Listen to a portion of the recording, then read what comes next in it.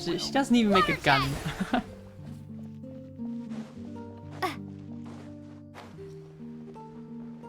Good morning, tuner. What can I give you?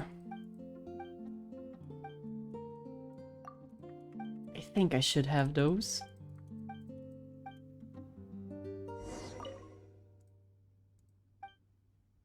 Star streaming when? When I have an excess amount of time.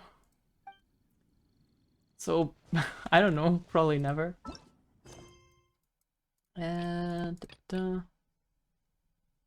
that what he said? I should probably listen to those quests sometimes. Oh, fine. We'll just walk to all the points. It's fine. But yeah, we're doing Lyney's character quest later today.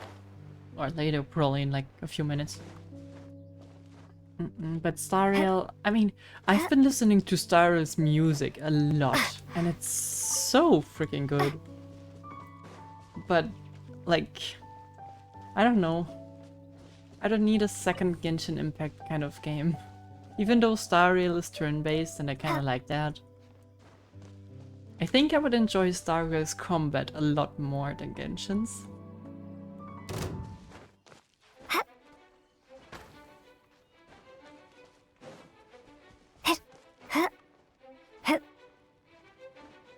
But yeah, maybe someday. The night is cold. Don't be scared. Behold!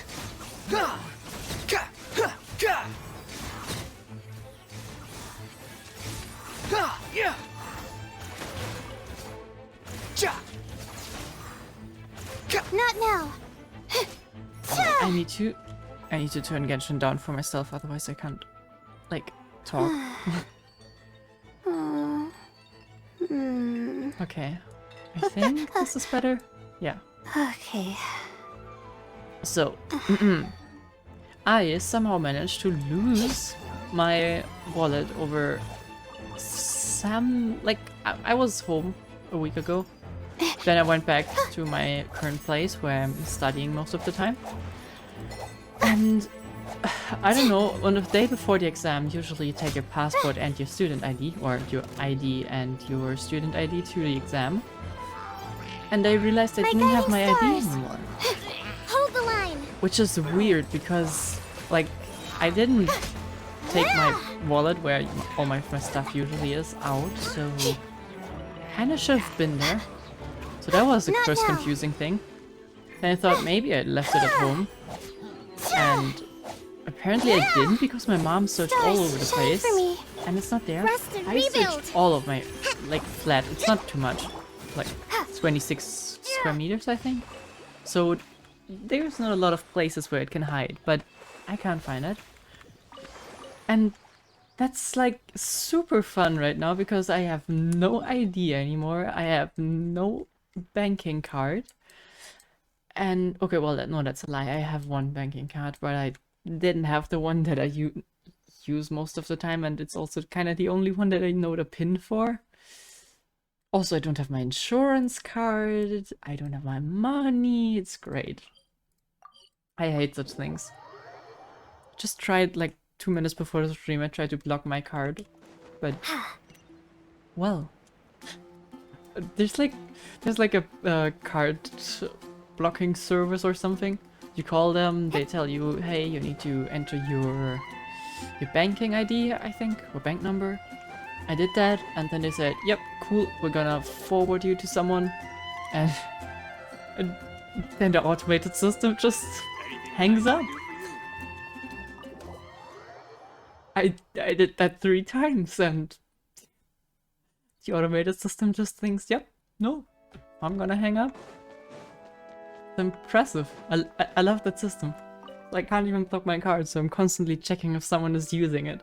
Because I think you can withdraw 50 bucks without entering the PIN. So that's kind of scary.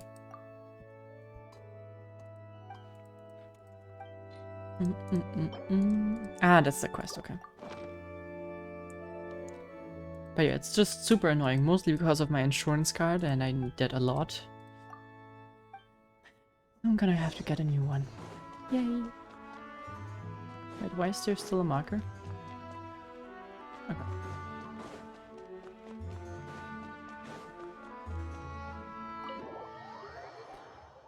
I don't know. It should be here somewhere. It's driving me crazy. The only way I could have lost it is if someone stole it on the way from my mother's house to my flat. And like, how likely is that? Is my microphone like what is wrong with my microphone? Please be kind, microphone. I feel like it's popping sometimes, but I don't know. Like it's crispy, deep fried. I hope it's not, because it's a good microphone. Though I think at this point it's... Oh yikes, I think it's like 8 years old. So maybe not that bad if it like breaks. But then again, it's just I don't like when things break. It's annoying and sad. Then again, I could probably use a better microphone at this point.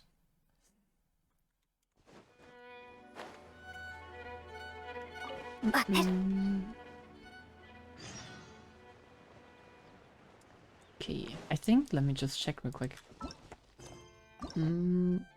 Yeah, we have enough. So let's just unlock Lyney's quest. Report back, and I think then we can get started. It's probably some events that I missed, but well,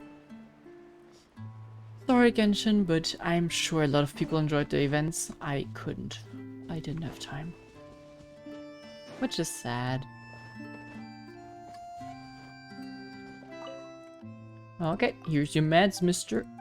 Why is your heart broken? Maybe I should read it, but then again, I probably did that like 5 times already.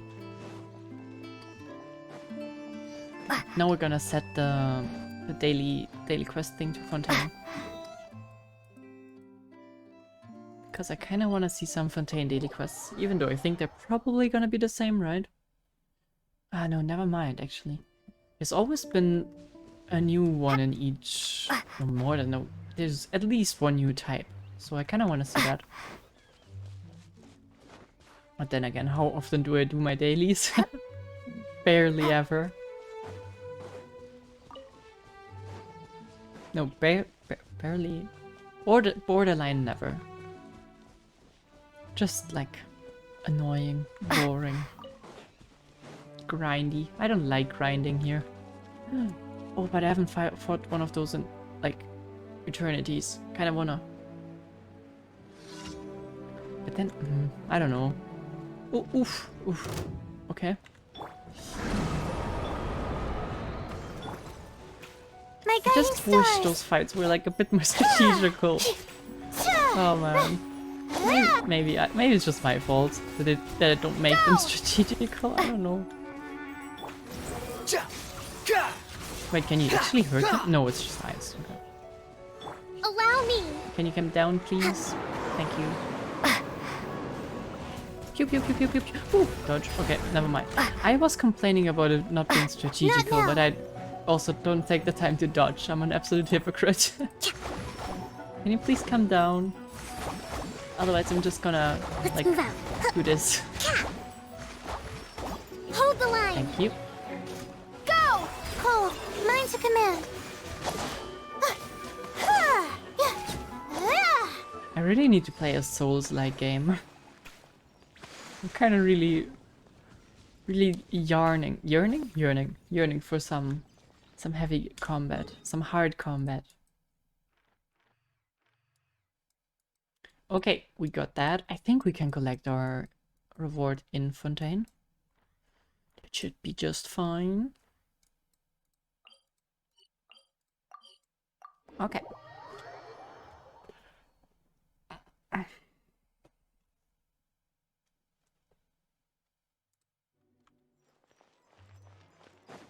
Hello, fake cat number... Wait, which region? Is that... Oh, that's region number 5. Why did I think it was 4? So that's Catherine number 6. Because we... Monster, Leo, Inazuma, Sumeru 1, Sumeru 2. Okay, yeah, 6. Okay. Oh, okay. I didn't know. Wait, we talked to her before, didn't we? I thought we talked to her already. Okay. Yeah, just a standard conversation. Thank you for complete. You're welcome. Okay, let's check the quest menu real quick.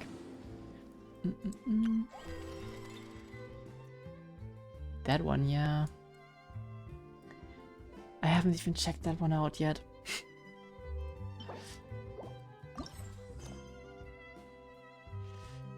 I'm sorry. But I don't have time. I don't have time. Wait, Zhongli? Who? Oh, right. He was in the second phase. I forgot. I thought he was gonna be released next act. Like, not Zhongli, but Fremine. Okay. That kind of makes me want to pull. Like... just one cheeky 10 pull in the hopes of getting Fremine. Let's watch this demo real quick and then let's decide whether we want to.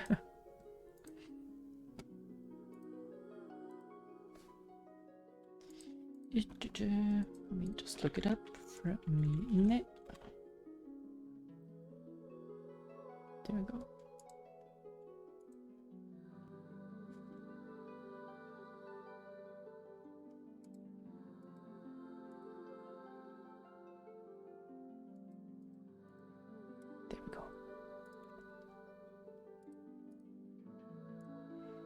Okay, impress me, Fremine, and I will pull for you, otherwise you're out of luck.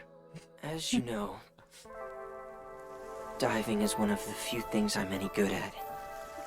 I spend more time among the Tidalga than I do talking to people. Whenever I feel lonely at night, Pear is the one who's always there for me. That little penguin is a good argument. That's kind of cute. Pear, I'll keep you safe.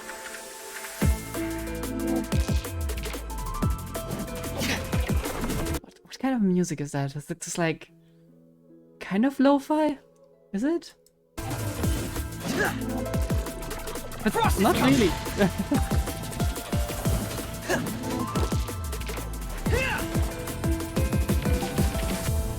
Swore an oath that I would do whatever it takes to protect this family and never look back. Commencing cleanup! Okay, no, that's not lo-fi anymore. I like the music a lot. And the penguin is so cute. Did he just hit the penguin?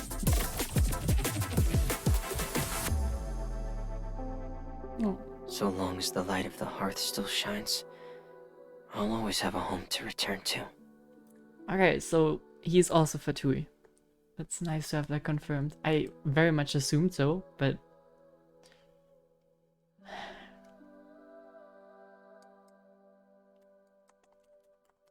I mean, he's cute, that's for sure. But I don't really want to... Like, the chance is what? 1 in... What's the chance? Like, wait, let me check in Genshin. We got 3, so the chance if I do a 10 pull is 1 in 6? No, wait. We have a 50% chance that it's one of those, and then a 1/3 chance that it's him. So it's not even... No, wait, then it's 1/6. Yeah, okay, never mind. And, well, it could also be Zhongli, I think, right? Which I wouldn't be mad at.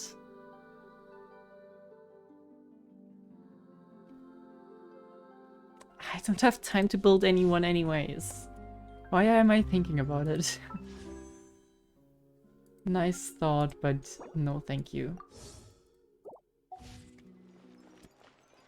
Okay, then... Oh, before you do anything. Fontaine, let's go. Wait, what did I say? Oh, okay. Perfect.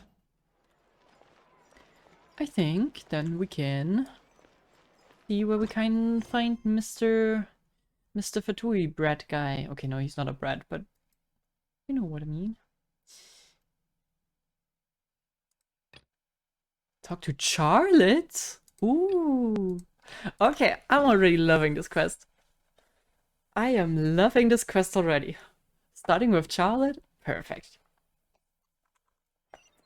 I didn't think we'd see her before, like, next act. There we go. I hope it's allowed to, like, climb over buildings here.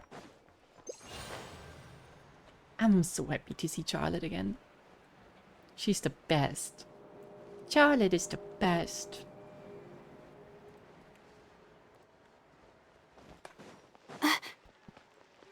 Is she at the Steambird? No, no, she's not.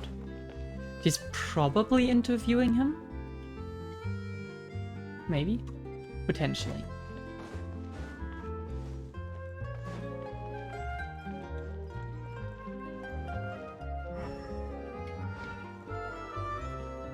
Hey, isn't that Charlotte? Hmm. We're always running into her. What's she doing this time? Oh, looks like street interviews. Paimon has a funny feeling that we might be in for an interesting time if we go check it out. Shall we? Oh, hell yeah. I see. So you believe that this warning letter was sent by the Phantom Weasel? Wait, what? Wait, I think I've heard that before. Was it on a boat ride with her? Or was that one of the Malazines saying that? But that... I think I've heard that before. Absolutely, I've said it before and I'll say it again. The Phantom Weasel never acts as you expect. He must have faked his own death 10 years ago using a body double. I have a feeling we're not talking about a real weasel here. Now that he's back, I'm sure the guards who worked on his case back in the day are in for a headache, but however this turns out in the end, the one thing it won't be is boring. Couldn't agree more. As a journalist, I'm gonna get a lot of mileage out of this one. Thank you, sir, for your time. Now, whom should I interview next? Huh? Hey! What a coincidence! Fancy meeting you here. Maybe interview us? I don't know. Perfect timing. So, the Phantom Weasel's latest warning letter. What are your thoughts? What is the Phantom Weasel? Yeah, this is the first time we're hearing of this one. I Could you think clue not. us in? Huh? Oh, sorry. Yes, this case is from a decade ago. I guess you wouldn't know about it. Well, not to worry. You're in good hands because I'm a professional. The story goes like this. 10 or so years ago, a phantom thief became active in the court of Fontaine. Known only as the Weasel, nobody knew his true identity, and the authorities never managed to catch him. I always assumed there wouldn't be, like, criminals in Fontaine because, well, you're gonna get judged hard. But I guess if you don't get caught... Wow, cool! He sounds like one of those mysterious night burglars that you read about in novels. Precisely. Well, except the part where they actually have a good reputation. Our weasel targeted whatever people held dear, and no one was safe from his predations. He would just as soon steal a necklace from a rich merchant's safe as he would a toy doll given to a commoner child for their birthday. Yeah, sounds like an absolute weirdo. I know. The phantom thieves you read about in novels rob the rich to pay the poor, but this guy did not discriminate. Unsurprisingly, Good this for didn't him, I work guess. wonders for his public reputation. Every man and his dog wanted to see him behind bars. Hey, he is equally mean to everyone. That's a great guy, isn't he? Yeesh. So, did they catch him? Not exactly. There's a good chance that the weasel would still be at large to this day if it hadn't been for an accident 10 years ago. A magician named Caesar fell to his death in a botched high-altitude escape performance. When the police went through his personal effects, they found a horde of stolen loot and gadgets used for criminal activities. And that was how the Phantom Weasel's identity was revealed to all. What is it with this country and magicians being like, okay, not criminals, but involved in some crime? Okay, I swear my microphone is popping so hard. Wait a minute. I'll wrap you guys. Wait, I will mute just in case. I will try to blow any dust out of it in case there's any. Okay, I muted it for you guys, but I didn't mute it for me. Hey, the Dark Knight, how you doing? Okay, that was painful. I hope that resolves the cracking though. That was painful.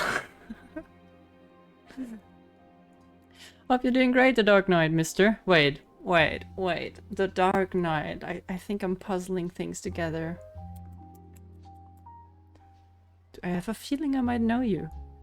But who knows? Who knows? How have you been? I am fine, I guess. Okay.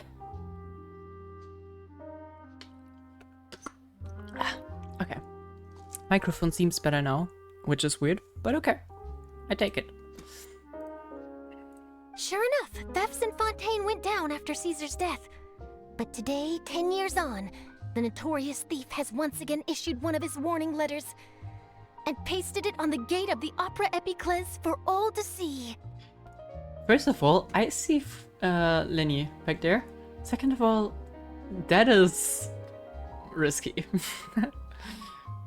You know me now, just a random person on the internet? Okay, maybe. I'll pretend to trust you. No, I trust you. But I know a friend who's very much into the Dark Knight stuff and said he wanted to check a stream out for some reason. So I just assumed it might be him. But yeah, no issue taken if you are just a stranger on the internet. I had to squeeze through the crowd this morning to get a photo as soon as I heard. Here, it's this one. Ah, yes, language that I can't speak. Dear Opera Epiclese people. Bye. I don't know. So, this is the warning letter, huh? Can you please Let's translate? see what he wrote. I know Lumine speaks that language at this point, but I don't. 3 days from now, when evening falls, I shall take from you that which you hold most dear at the Opera House, just as you did to me 10 years ago. That would mean that the person who died is not him, but someone that he knew, or someone that was important to him? Question mark. How far are you in Fontaine? Did our conquests completely? Did some exploration, didn't do world quests so far. We'll see if I ever get to that. That's kind of an issue for me all the time. But yeah, overall, pretty much done with it, just a character quest missing. This is, without a doubt, a clear declaration of criminal intent. After years of laying low, the Phantom Weasel is back with a vengeance. What once seemed like an open and shut case has been blown wide open again. But why has he reemerged now, and what does he want? I sense an epic scoop, and I'm going for it. I love Charlotte, she's so refreshing. Uh-oh. If this thief will steal anything that other people value, does that mean even we might be targeted? Oh, he might try to nab you, little Paimon. Aww. But Paimon doesn't want to get kidnapped. Well, he'd have to go through you first. You would stop him, right? I don't know. I maybe wouldn't stop him, but I would reclaim you, no worries. Okay, the people have spoken. It's clear that the public are very concerned about the Phantom Weasel's reappearance. He's doing some magic tricks back there. Let's see, I've got a photo yeah. of the letter, my interview notes. Yep, that should be enough to form the skeleton of my article. It does feel like something is missing, though. Something exclusive. Who should I interview next? I need someone with a more concrete connection to the Weasel. Is that who I think it is? Is that maybe someone with a more concrete connection to the weasel by being a magician? Lyney! Looks like he's performing some magic. Like, literal magic. Magic. Magician. Caesar! The Phantom Weasel! That's it! Let's go interview Lyney! What a catch. You see, the original Phantom Thief Caesar was a magician too! And what do Phantom Thieves and magicians have in common? They both have an air of mystery about them. Perhaps there's a connection there. I swear, Lyney, if you are also the Phantom Weasel, I'm gonna quit. Are you serious? What sort of a deduction is that? Oh, relax. My journalistic instinct tells me that an exclusive news story is beckoning. Let's go. No time for delay.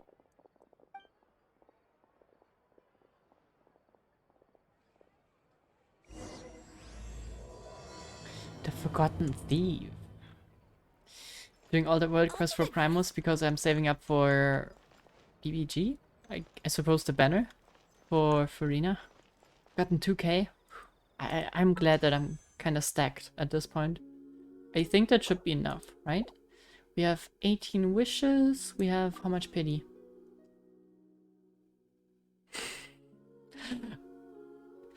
I think I had about 60 pity. I hope that remains, even though it was deleted from the record. Oh wait, it's a weapon banner. Okay. Okay. Whew. Okay, never mind. So we got, how many? Oh no, it's 10. 10, 15, 20, 25. Okay, so we got 20. 20 pity plus 18, that's 38. Plus 5, that's 44. Plus 65.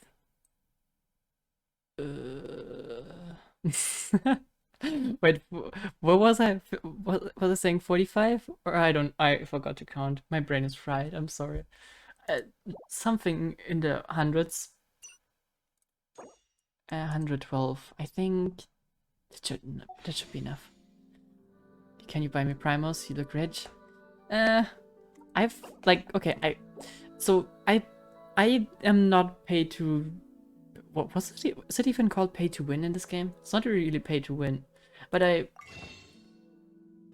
crystal top ups. Yeah, I have 600 of those thingies because I bought Klee skin. But I'm not gonna ever pay for Primo Gems for gambling in this game. No way. No way. Wait, can I buy those? No, okay. Yeah, no way you're gonna get me to spend on on Primo Gems. I hate that idea. If I want to support this game, I'm gonna go to a concert or buy some merch or buy a skin. I've seen they released like a Zhao themed merchandise series. That might be interesting. But yeah, I don't like spending on gambling. Not my liking. Also, hi Lynx. Wow, Mr. Magician! How did you know which card I picked? Because he's magic. Oh, it's simple. Come closer and I'll let you in on my secret. Magicians have a special skill called telepathy, which means we can read other people's minds. I was about to say, if he tells this kid how it's done, then he's not a real magician. Really? Then, what am I thinking now? Well, first you need to relax, because I can see that you're clenching your fist in your mind, as if to say, no, I mustn't let him guess it. That's so vague. Aww. And now you're getting a little flustered. You're trying to find a way to empty your mind, to think of nothing at all. But the more you try to hide a secret, the easier it'll come out. Yep, no worries. If you don't want to get spoiled, feel free to watch the VOD or, I don't know, whatever you want. But you don't have to watch it if you don't want to get spoiled. Please don't. You snuck out from home today, didn't you? You told your family a little lie so you could come out and play. Now, that's not a good habit. What was that sound? That sounded very much like a weasel. I think we're onto something. But how does he know that? You can tell? Oh boy, you really can read my mind. Of course. Oh, and that's the end of my performance. You should really be heading home. Remember to apologize to your family, all right? They must be worried about you. All right, got it. Bye, Mr. Magician. Bye, random kid NPC. And hello, Lyney. I wonder how the traveler's gonna treat him. Hey, Lyney? Because, like, from how they ended the last time, they were still on rough terms. Let's just call it that. Why, hello. We meet again.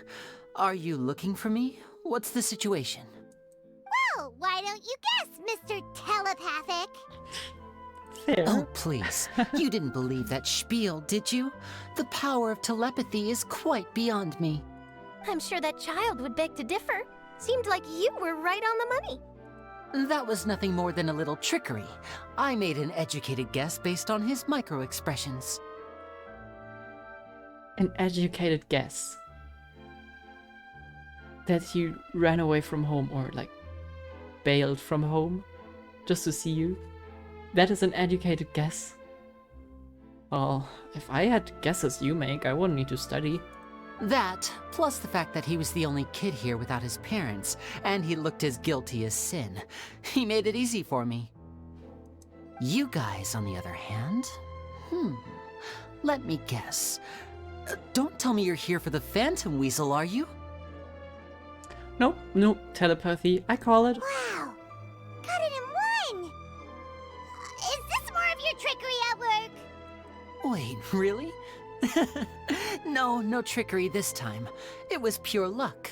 If I had your luck, I would also not need to study. His Anyways. warning letter's been the talk of the town, so I figured that maybe you were asking around about that. Bingo! I plan on writing a column reporting on the latest news about the Phantom Weasel.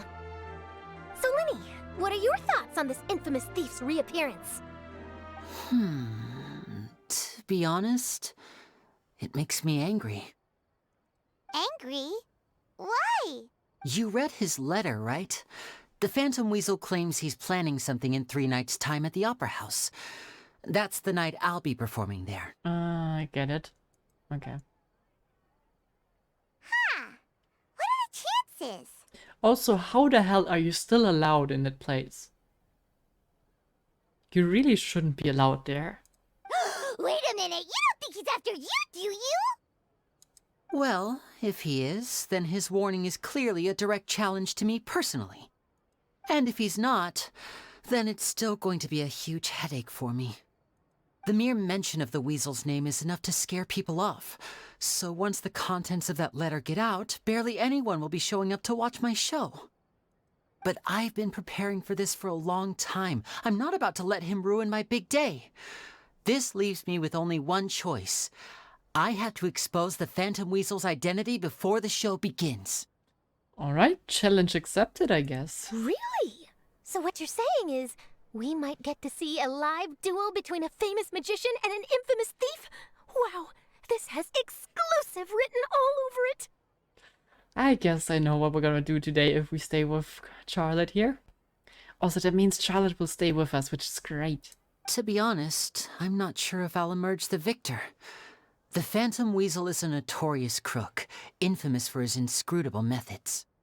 You're being far too modest, Lyney. I think your magic tricks are even more inscrutable than those of a thief. Thanks for the compliment, though I have to say, I don't care much for the comparison. A lot of people liken magicians to thieves because we both have the ability to make things disappear without the person noticing.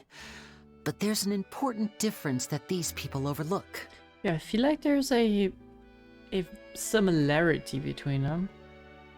I wouldn't call them the same. Allow me to Bad. demonstrate with a quick magic trick. Here, I have a flower, just an ordinary flower that was picked not long ago. Watch it carefully now. 3, 2, 1. God, magic.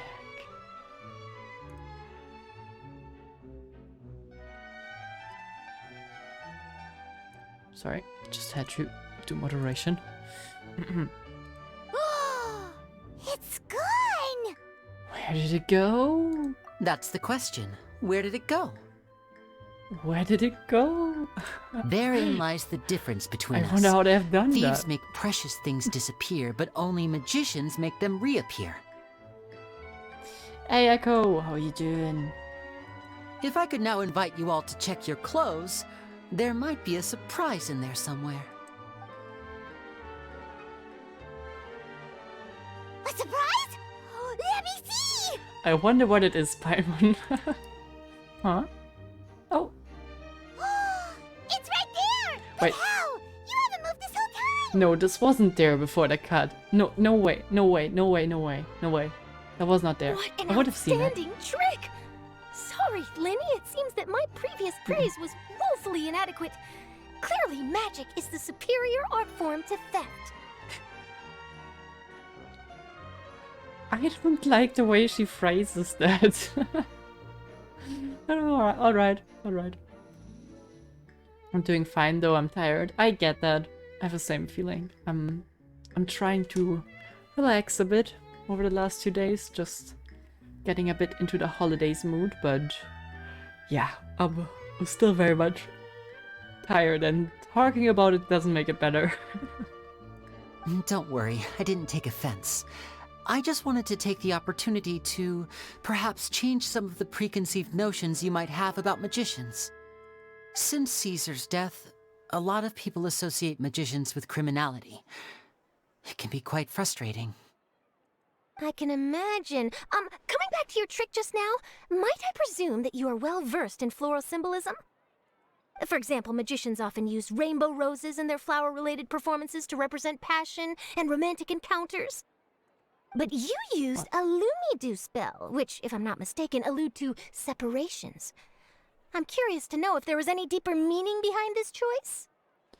Why does she know so much about flowers? Impressive knowledge. It's no wonder you're such a successful journalist. But I'm afraid I don't know the first thing about floral symbolism. I'm just in the habit of using Lumidu spells in my magic. It sounds like something I should look into, though. I'll buy myself a copy of Fontaine's Floral Language Facts when I have some time. But it'll have to wait until this phantom weasel business is behind us. Yeah, let's not get sidetracked about floral language facts, okay? Well noted. In that case, this brings us to the end of our interview. I, for one, am looking forward to the final showdown between you and the thief. Please feel free to get in touch to update me on any further developments. Otherwise, I will of course see you at your show in 3 days' time, but let's hope the Phantom Weasel is caught by then. If there's nothing else, I'll be off. You've given me lots to work with here, and I've got no time to lose if I want to write that exclusive piece. I'll see you all later. Bye. Man, I was kind of looking forward to So, questing with her. Lyney, are you gonna tell us how you did that flower trick now? I'm afraid that's my little secret. Aww. Well, magicians are entitled to their secrets. But Paimon's really itching to know how it's done. So, how it's done, Paimon, you take the flower as a singular prop, you attach it to the joint on his character rig, then you move the camera behind him. While the camera is behind him, you set the prop to be invisible, and once the camera pans around him, you will see that it's gone. And then you do another cut and activate another prop that is attached to Lumine's body and make it visible. Magic. There you go. You feel it too, right? So itchy! Well, anyways, the Phantom Weasel. You sure you'll be able to handle him? Not so itchy then, huh? Well, since you're so concerned, how would you like to serve as my temporary magician's assistant and help me investigate? Is she gonna be willing to do that? Magician's assistants? Oh, that sounds fun! Assistants are technically magicians too! I'm not... I would be surprised if Lamine would say, yeah, hell yeah, let's go. Also, it'll bring us one step closer to figuring out how that darn trick is done. Shall we go for it? Okay, just for you, Paimon. And what's the plan? The first thing we need to look into is who Caesar really was. If he truly was the Phantom Weasel, that means that the Weasel is dead, and whoever wrote this warning letter is just a copycat criminal. But if he wasn't the Weasel? Well, that'll make things more interesting. It would mean that the Weasel lives, and he's been laying low all this time in some corner of Fontaine. And if we're investigating Caesar, his fiancée Gemma is a good place to start.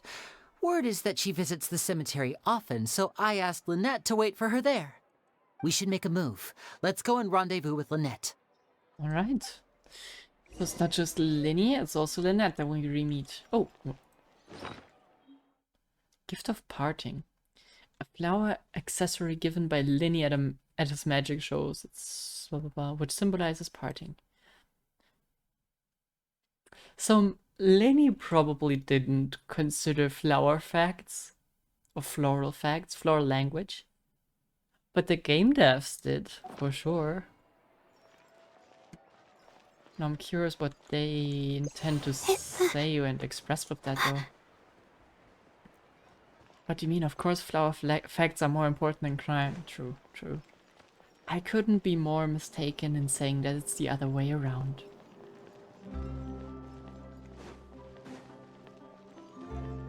I still don't know what that thing is. It's like such a giant piece in the middle of the city, but no one ever addressed it. It's as if in Lee no one would have addressed the Jade Chamber. But okay, fine. I guess it's not that big. Maybe it's just decorative or something. The cemetery. Where's the cemetery? You can't jump off the waterway while you're riding them. I wish they would introduce that. Or just allow you to stop the train, the boat, whatever it is.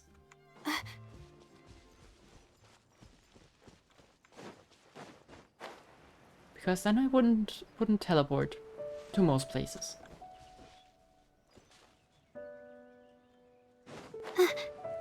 Are those Fatui? No, those are normal people.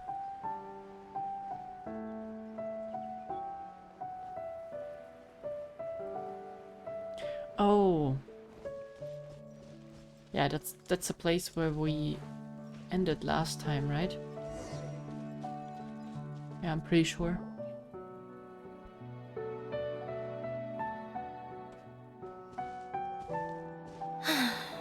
You took your time. Sorry, I bumped into the Traveler and Charlotte en route, and we ended up chatting for a while. It's been a while, Lynette. We're working as Lyney's temporary assistants in the investigation of the Phantom Weasel. Thank you. It's good to have you helping. So, what's the situation? Have you seen Gemma? Nope. I've been here a while, and she still hasn't shown up. How bizarre. Maybe it was bad intel. Well, we won't get anywhere by standing around waiting. Traveler, Paimon, let's go ask around. Are you sure? That... I don't know. That seems weird. I'll wait for you here and see if Gemma shows up. Fine.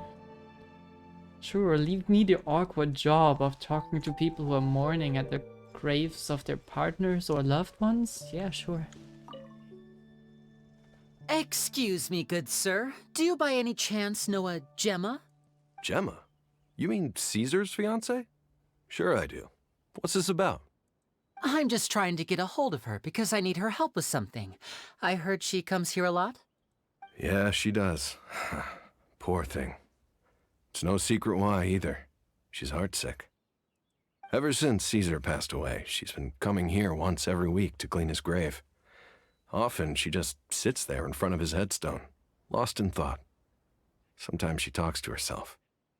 I asked her what she was doing once. She said she wanted to speak to him again. She knows he's gone and can't hear her from the grave, but she just likes to spend time there, telling her fiancé all about how her life is going. And she's been doing this ever since Caesar passed away? Oh, so 10 years. Wow. Their love must have been really strong. 10 years is a lot. But I know plenty of cases where the relationships end up being like that, where people still have a strong bond to their partner. Which, I mean, is no front. Like, I think that's actually pretty sweet. But it's also quite sad. I'll bet. Caesar's reputation fell apart after his identity was revealed, so no one else visits his grave. Gemma's the only one who still thinks about him after all these Oh, years. that's horrible. Especially if he is not really the weasel. I don't know if the mind lives on in the waters after death, but if it does, I'm sure Caesar must be grateful to have someone who remembers him fondly. If I'm honest, I think this is all so unfair to poor Gemma. Her fiancé was a low-life crook. He doesn't deserve someone like her. Anyway, all of that said, she's running later than usual today. Normally, she'd be sitting in front of his grave by now. I wonder if she's okay. I assume they haven't gotten to see the letter yet. Otherwise they wouldn't be saying something like that, right? Well, that's everything I know, I'm afraid. You might have more luck asking some other people. Yeah, sure, I'll interrupt others while All right, well, thanks for sharing all of this with us. We'll keep doing asking something around. private. You're welcome. I just hope she'll be able to move on one day.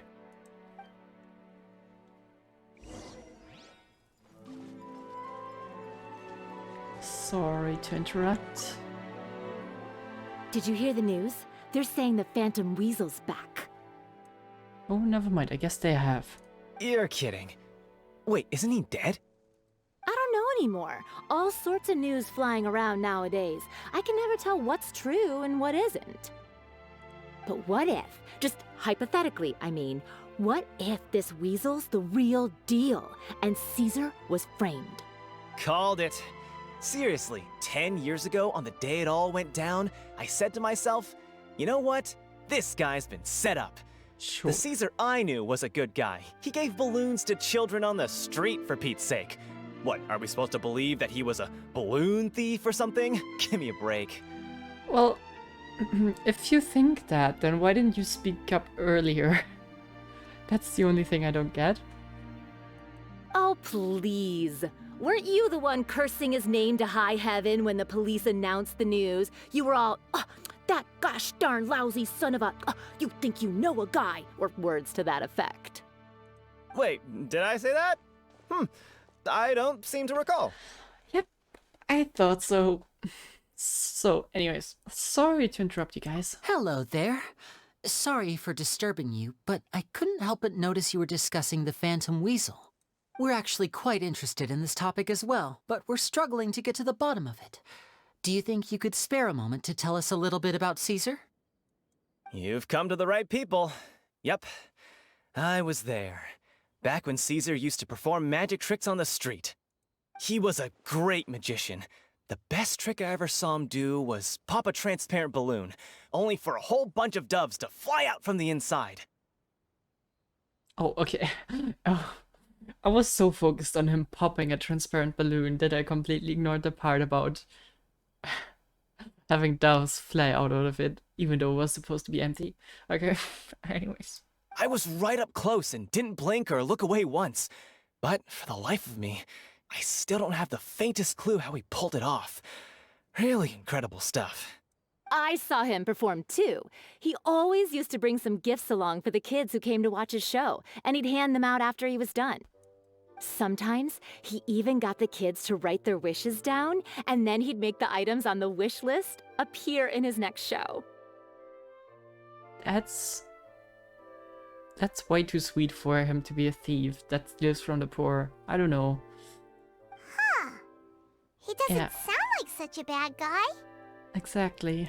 But after he died, there were also rumors that he used the wish list to find out what was precious to people, with the intent to steal it later. If he would do that, that would be messed up, like, big time. As I'm sure you know, the I Phantom hope that's Weasel would wrong. steal just about anything from anyone. Maybe it's really a weasel, like a literal weasel from, I think, Sumeru had weasels? Maybe? Whatever the case, now that the weasel is back, Caesar's become a hot topic once more. I bet Gemma must be pleased. If Caesar's name gets cleared, maybe it'll finally give her some solace after all this time. Yeah, that would make sense. Oh, speak of the devil. That's her over there. If you've got any more questions about Caesar, she's definitely the one to ask. So that's Gemma. Is it just Paimon, or does it look like something's wrong? Wait, it looks like she's injured. Come on, let's see if she's okay. Maybe she just tripped on the way here?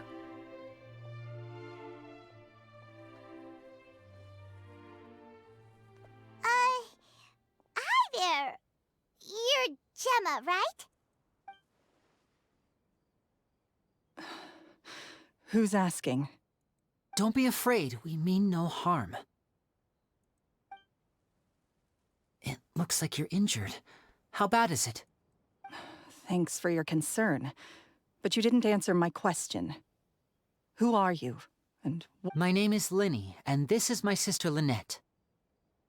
My name's Paimon, and this here's the Traveler. We're investigating the Phantom Weasel. What? Maybe I'm wrong, but doesn't Paimon always introduce herself as Paimon is Paimon? I think I criticized that about her a lot. Maybe she learned. The Weasel posted a warning letter this morning. If he still lives, that means that Caesar was falsely accused. You knew Caesar better than anyone else. So if you're willing, we'd love to hear what you think about all this. I promise you can trust us. We won't hurt you. In fact, we'll do all we can to keep you safe. I never believed that he was the Weasel. Huh. I suspected as much. Okay, so going back 10 years, do you remember anything strange in the weeks leading up to the accident? Did Caesar have a falling out with anyone, for instance? No, not that I know of. Got it. All right, sorry for disturbing you. If you don't have any more questions, please leave. I want to be alone with him. That wasn't too successful, but that was actually about what I expected to happen. So I don't blame her.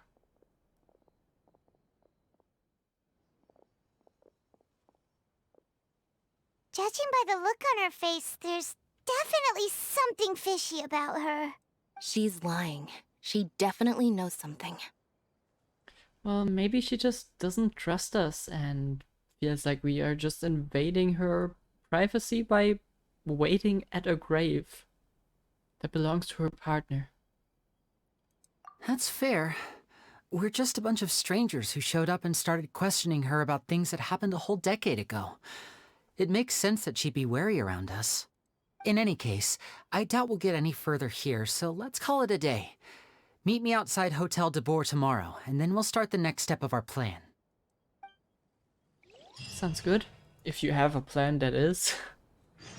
Oh well, and she's gone. Oh, Caesar. Were you or weren't you the Phantom Weasel?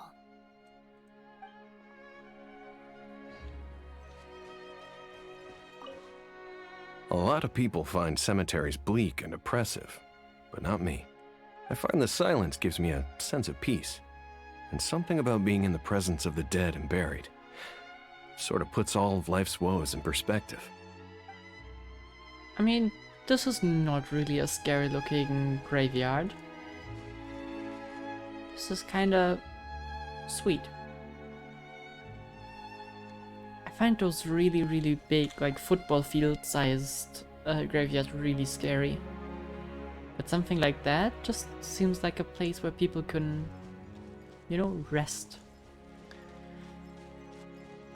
But yeah, I mean, looking at our world, it's probably not that likely that you will find places like this to bury someone. Oh, that's a reflection. I thought that's like some snow or something. But it's just the moonlight. Okay, let's go in the city, I assume. And sleep. Or should we sleep first? I assume we should sleep first then. Let's find... Oh, there's a good bush. Let's find a bush to sleep in. And I think we found one already. Hell yeah. Good bush. That's a 10 out of 10 bush if you want to sleep.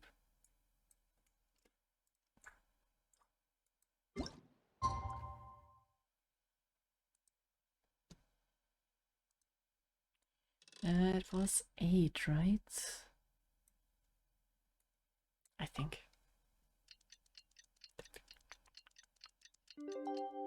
Doo-doo-doo. Wait, did I get friend request? Rah. Alekino will be mine. I don't know who that is, but okay. What is that? Oh, wait, there was some... I always forgot what these things are called. Here. Uja.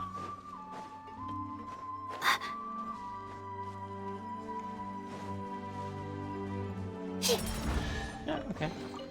I don't quite get what they are and what they do, but what works, works. Okay, where do I meet? Wait till next morning. Oh, like, just because it was midnight doesn't mean that the next morning is like 2 days in the future. Fine. Also need to mute my phone because otherwise I'm gonna get pinged all the time.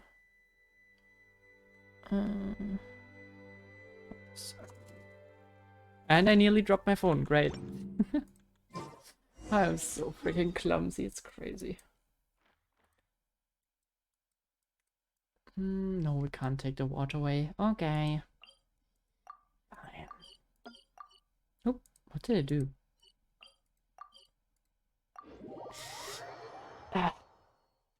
Man, my mom is also concerned that, like, someone is using my cards or something.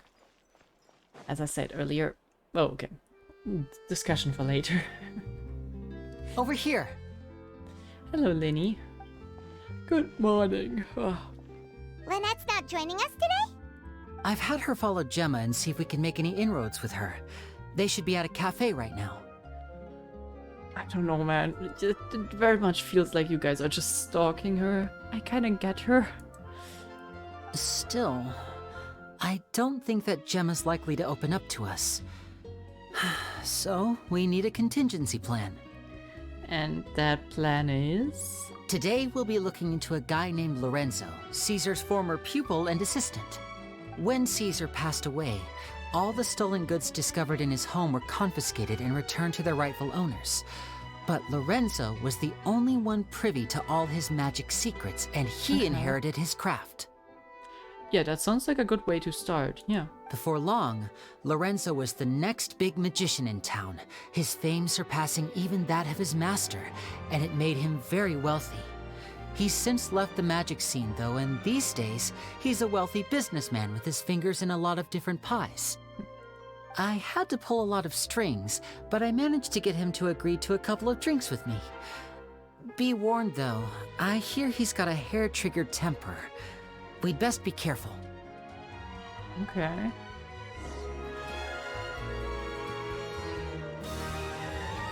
The second time in this facility. I'm not sure if I want to eat there again. Last time they tried to kill us, so... I don't know, man. Don't feel too good about that store, or restaurant, or whatever it is. Hotel.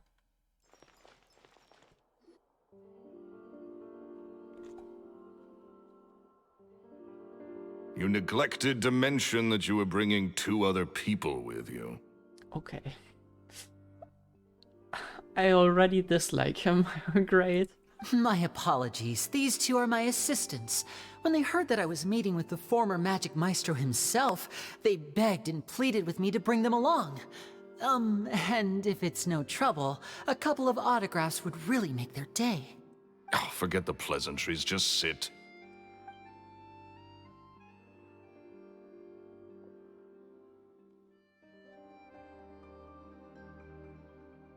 I love how there's always a chair for Paimon, and she Get never the uses it. pleasantries, he says, but he looks pretty happy about Lyney stroking his ego. Yeah, of course he does. I only agreed to meet since we're both magicians. Do me a favor and cut to the chase. I have more important things to do than drinking. Much obliged, sir. As it happens, the matter I want to address is also related to magic. Yesterday morning, a warning letter from the Phantom Weasel appeared on the entrance to the Opera House. He claims to be planning something for the same evening that I'm scheduled to do a magic show there. As such, I believe that I may well be his target. I have to get to the bottom of this to ensure that my show can go ahead as planned. Naturally, any investigation into the Weasel starts with a few questions about Caesar, who... What is there to investigate?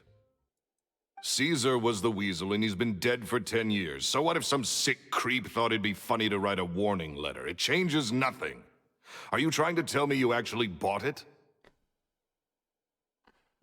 Okay, so you as his student think he was the Weasel. Okay, sure. Please, sir, no need to get so worked up. I do concede that a copycat is but one possibility. Possibility? It's a fact, Lyney. Look, my patience is limited, so listen carefully while I'm still willing to put up with you. The Weasel is dead. Period. Everyone knows that, so do yourself a favor and quit this investigation. It'll lead you nowhere. Look, if this affects your magic show in any way, I will personally compensate you for any losses. Oh, sir, I'm honored, really. But this isn't about finances for me. My pride as a magician is what's at stake here, Lorenzo.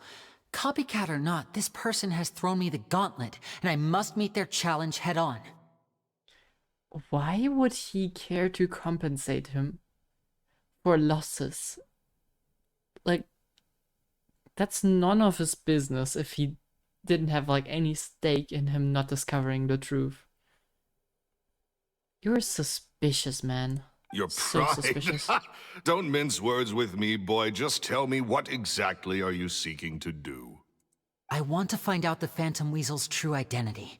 I have to know for myself what really happened 10 years ago. What would that accomplish? And what do the events of 10 years ago have to do with you, anyway? Look, you of all people should know that a magician never reveals their secrets. And in any case, dead men don't talk. So if you really care about your magician's pride, then you'll forget about Caesar and move on. Uh-oh. This is getting awkward. Lorenzo? Is that? Oh, it is you! I know that big, booming voice anywhere. What's up, my man? Wanna grab a drink with me?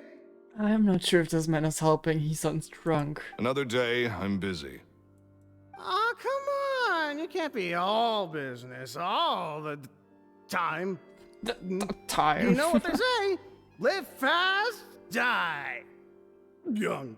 You gotta learn how to kick back and relax once in a while. Alcohol truly brings out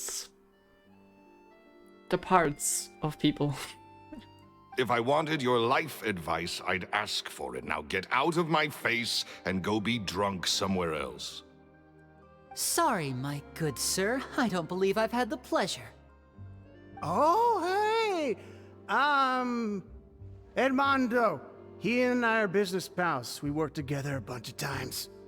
This is your first time meeting him? Oh, he's always like this. Foul-mouthed and hard-nosed. Never heard a kind word out of this guy the whole time I've known him. Sounds like a great friend. Actually, you might be drunk and talk a bunch of nonsense, but I like you a lot more than him. So, you got that going for you. And he wonders why he can't get a girlfriend, despite being, what, pushing 40, 30, something? Anyway, point is, a lot older than when he first got rejected by the girl he was into. And is still into, from what I hear. I think if you could tell me that name, that could be very valuable.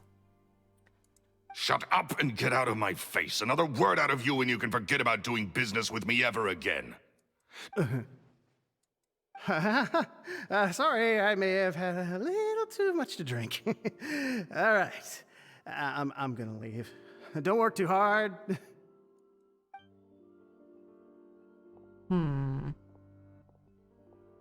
I think it's high time I made a move as well. If you really want to investigate this, Lyney, be my guest. Why the sudden change? But if nothing good comes of it, don't say I didn't warn you. Alright. That kinda made him sound a lot more innocent now.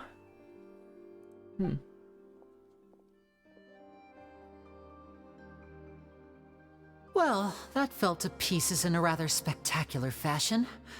Any thoughts? Well, there's certainly something strange about him. Totally. And what was all that about compensating you for your losses? Why would someone you just met make an offer like that? Yeah, that makes like no sense. He's gotta be hiding something. And not like Gemma. She was a little suspicious, but this guy's definitely covering something up. I think so too. We need to look into Lorenzo more closely. That guy Edmondo seems to know a thing or two about him. He only just left. Let's see if we can catch up with him. Hopefully while he's still very drunk, that would help. Yeah, no, but if his love interest is Jenna, then I think we got a motive. But then again, a motive is not evidence.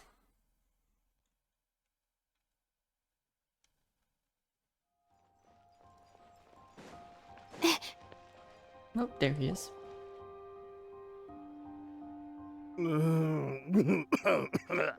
Please don't die right now. That would be kind of unfortunate. You okay there?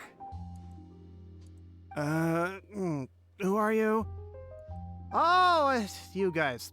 Don't worry about me. I must have had one too many. I just need to ride it out. Yeah, you sure need to.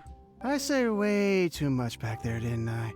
Yeah, I nearly talked myself into complete financial ruin.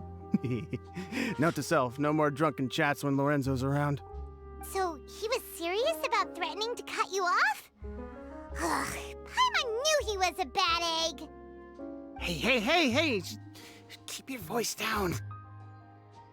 Don't go prying into Lorenzo's personal affairs. Bad things happen to people who ask too many questions, or make an enemy out of him. What kind of bad things? Don't even ask. I'm sorry, I'm gonna have to cut this conversation short. I'm not crossing that line again. We need to make him more drunk. And take it from me, trouble with Lorenzo is one thing you don't need in your life. You saw him flare up back there. I don't know what you said to him, but clearly it touched a nerve. That's not a good sign. You're too young for this. Don't get in over your head. I'm leaving. No. Come on, stop him. Ugh. There goes our last lead. And there he goes. What do we do now, Lyney? Shh. I think we're being watched. Someone was listening in to our whole conversation. Damn. Yep. You're not wrong. They also have a member of the fashion police down there. Don't say anything and don't look back. Any altercation in the city will attract the guards. We'd better take this elsewhere. Fine. Is he still there? No. Okay, that's fishy. That's like very fishy. Where are we going?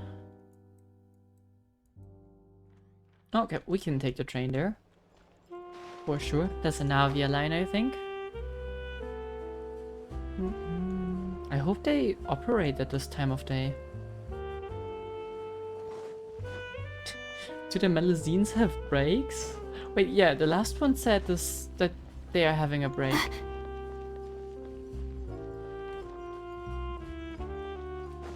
But I kinda doubt it. They probably don't. Oh, what did I click? Well, we're certainly going up.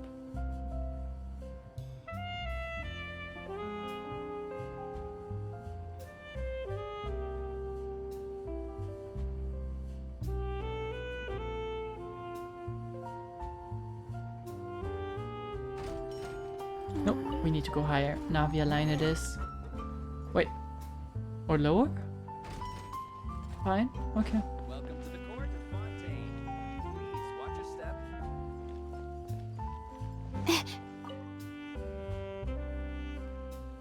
Okay. When are we leaving? Okay, there we go.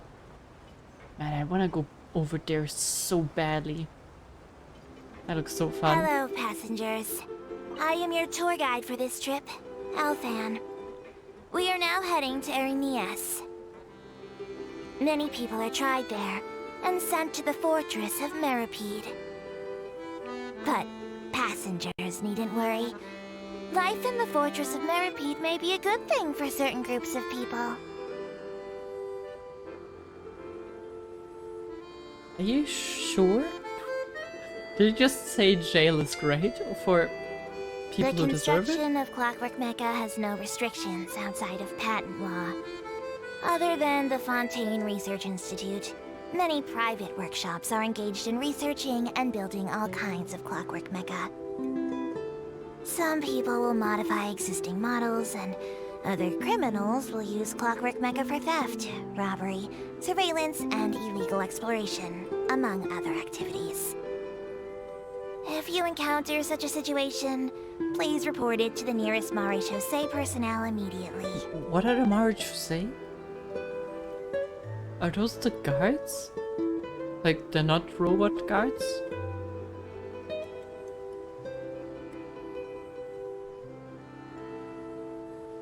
We are now arriving at Marcotte Station, where this journey ends. Alright. Any passengers interested in taking a commemorative photo of their Aquabus journey are advised to do so at the Court of Fontaine Station on the Clementine line. This is because the atmosphere there is much livelier. Plus, my diligent colleague Aval keeps her boat in a much cleaner, photo-ready condition. Oh, come on, this one Also, looks good. My Melusine hands struggle with holding cameras. Here. But I assume hers do too. Thank you for the ride.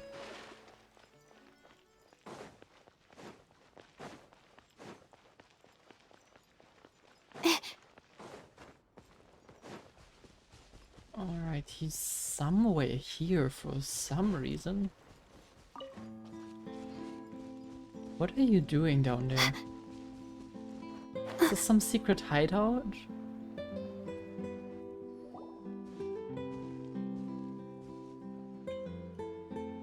You followed us a long way.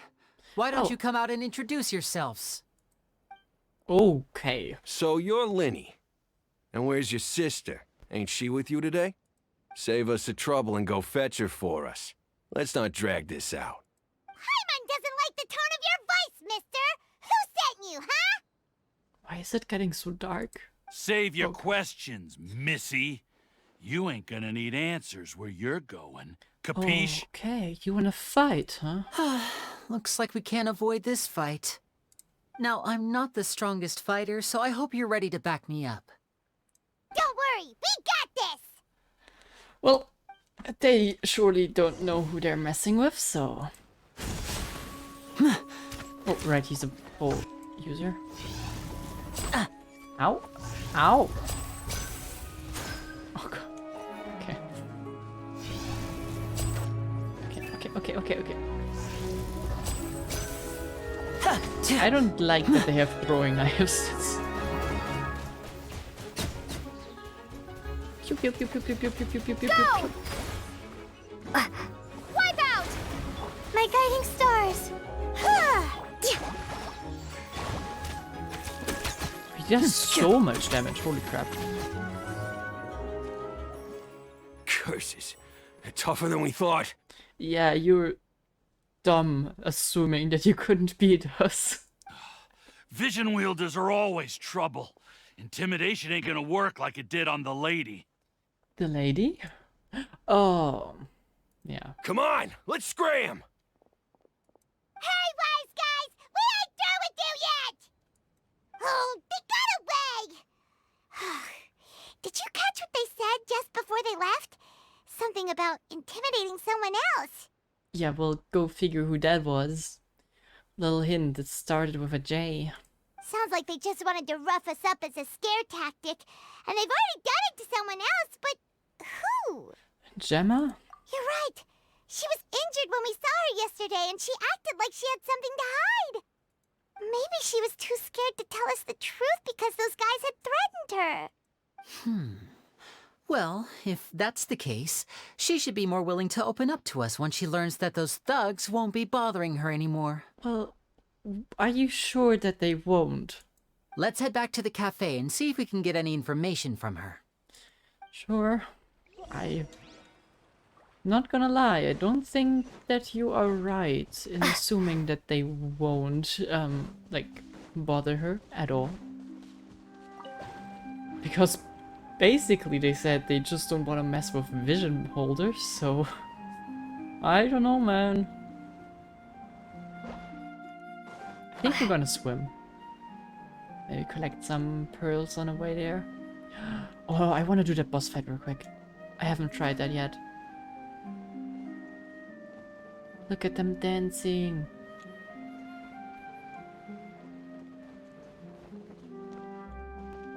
Are they just gonna get pissed when I step on that terrain?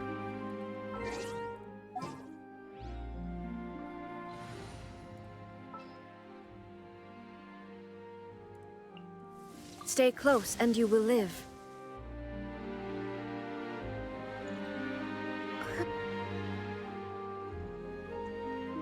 So pretty. Sorry, don't want to interrupt your dance there. Oh, you actually don't mind, okay. What if I, like, touch you? No issue? I don't want to hit them. I feel very bad. Sorry. Oh wait, they don't mind?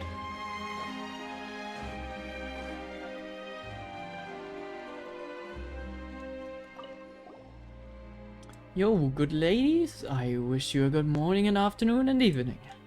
My name is Mylade, whatever, a researcher from the Fontaine Research Institute. I believe the two of you are witness to the Iceborne suit. According to Mr. Bouzet's original plan, whatever names are the mechas. Mechas are clockwork mecha dedicated to the art of dance. But after I took over the project, I also added some of my understanding of that purple stuff. So, as you can see, not only are they good at dancing, but they're also highly capable fighters. However, I believe there's still much more room for improvement. We require large amounts of experimental data for further increase of their combat prowess. I might have gotten too passionate during the development phase, and from that came two different combat modes for Coppelius and Coppelia, based on the differences between Pnomia and Uja. I still don't know if that's how you pronounce them. They are Dirge of Coppelia and Nemesis of Coppelius. That is to say, we'll need 2 times the research data. As long as we can iterate on them smoothly, the joy of our success will be doubled. And the coming of joy now rests upon your shoulders, brave warrior. Okay. So you want me to fight them? What do you say, bold ma'am? Would you be willing to join our machines in their dance? Sure, let's try the first one this time. So are they gonna get better the more often we fight them? That would be crazy cool. Hi. Milady. Ooh.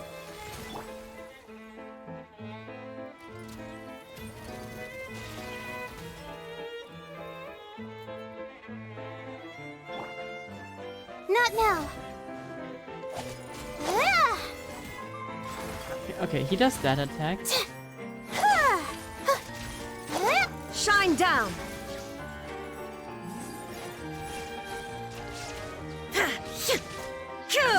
They just don't care that I attacked them. What is she doing? Okay, I can't shoot that. Careful. There is no escape. The night is cold. Don't be scared.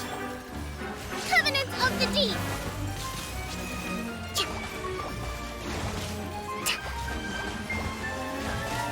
But they can't die individually, right?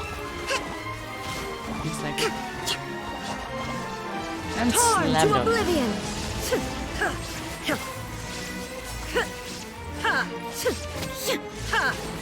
Okay, she stays Transcendal. mostly in the Allow me. center. Cold. Mine to command. They should stop just straight on running into them.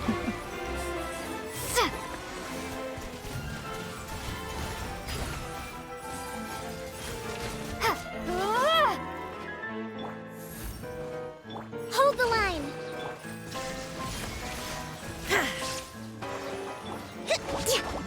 Billowing surge. Let's move out. But they seem very defeatable. That's good. Last phase.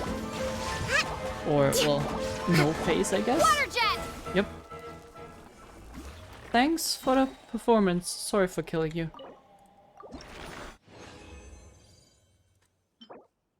Mm-hmm.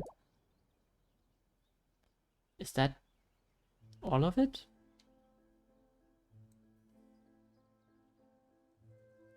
Cool. Oh, there. Okay. I assume some characters are gonna need that.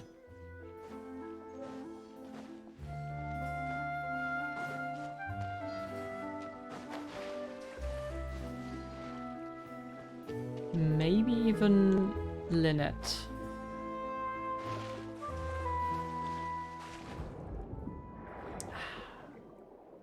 I freaking love the underwater.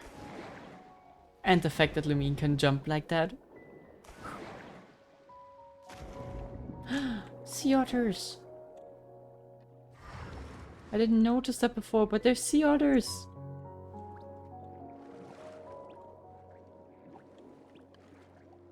No, I love sea otters.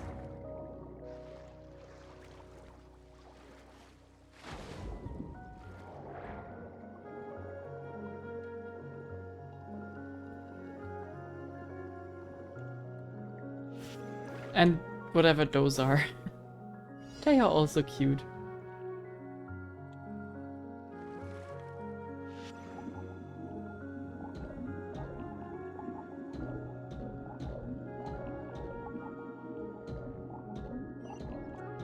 Okay. Not... not to, like, complain, but I don't get those puzzles. They're too easy.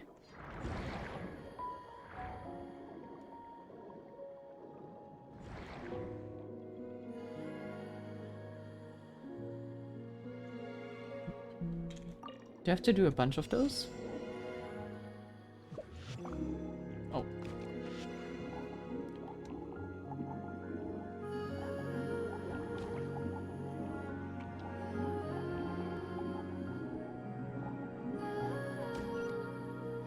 Very chill.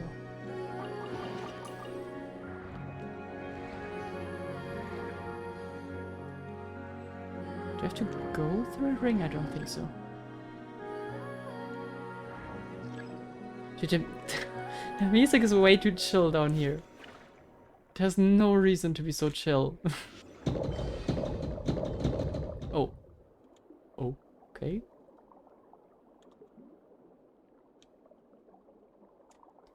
Why is there a big freaking block? Oh, how did you I know you can destroy them, but I don't remember how.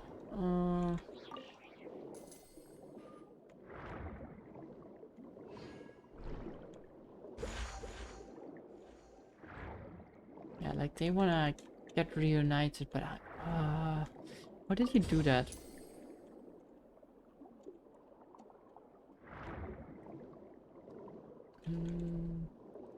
Needs one of those yellow things, right?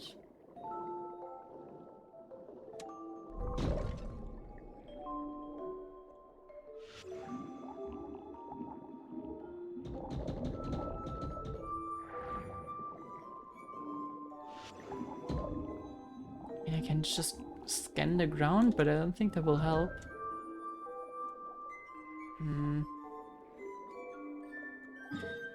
I guess I'll mark it on the map. I mean, it even... It gives me an area that I should check out.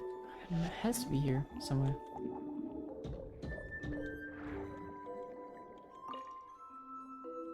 Oh. Oh, well.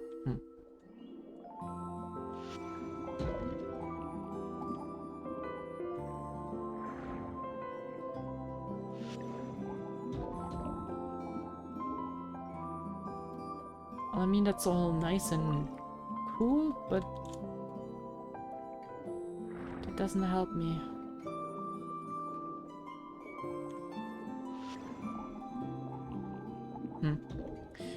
I guess I'm just gonna have to skip it for now. I'll come back to that. Probably. Maybe. Probably not. I'll try to.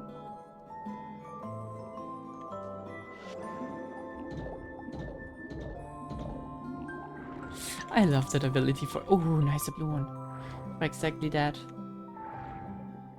What does Lyney need? Lyney needs... the blue stuff. Those, which I can farm off stream. And more of those. Okay. A bunch of those. I like that ability. I thought underwater combat is gonna be so boring. But I really appreciate it. I would actually go so far and say I do appreciate it a bit more than the normal combat at times. Like, I'd rather go fighting enemies down here instead of on the ground.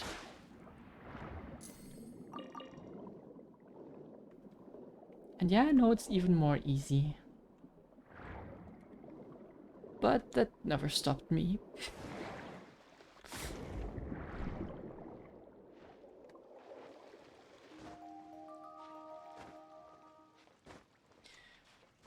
But yeah, I think it's mostly because fights don't take as long as they do inside, outside of the water.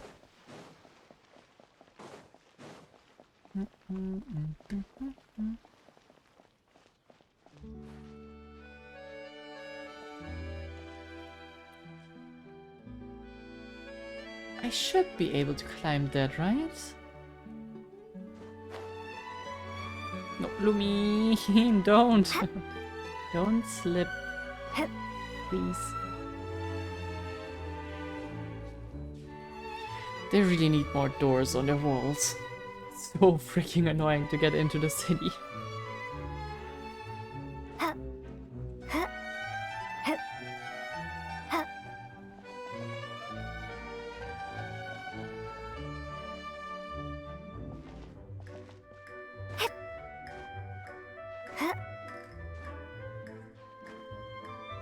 Okay, good.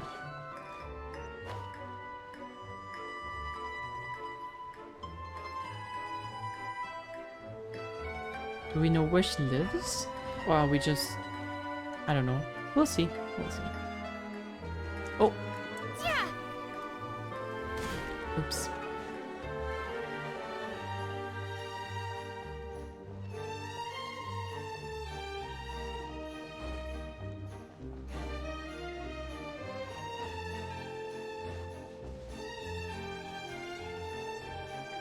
Ah, the music is so great.